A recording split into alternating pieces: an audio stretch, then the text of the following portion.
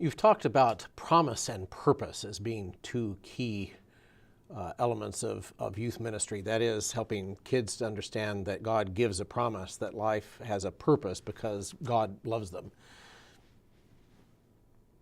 Embedded in that, I suppose, is the implicit assumption that a child will know that he or she is lovable. But how does that sense of being lovable come about, and how is that connected through your work to the idea of God and of God's being the one who loves us?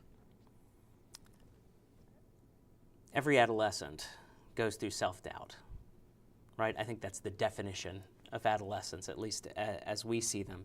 And in the middle of all that is this sense of being utterly and completely lost, which can lead to a sense of worthlessness or looking for their worth in extrinsic things rather than intrinsic things. And what we are trying to bring to this through our ministry to them is the reminder that they are good, that they are loved by God, that they are lovable.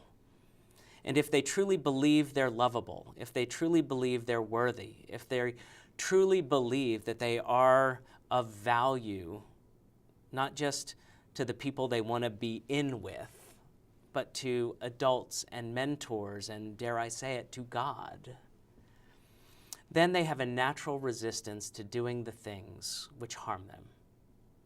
But it also means that when they make mistakes and they make bad decisions or choices, they know that there's a home to come back to, a home that reminds them of the truth of the incarnation, that Jesus came to be one of us and walk with us because we are loved. Now, in the comfort of that statement, in the comfort of that being and that atmosphere, they can find their purpose, right? I would love to believe that they all see themselves in their own uniquely funky way as God bearers, people who are taking the truth and love of Christ out into the world in their own particular way.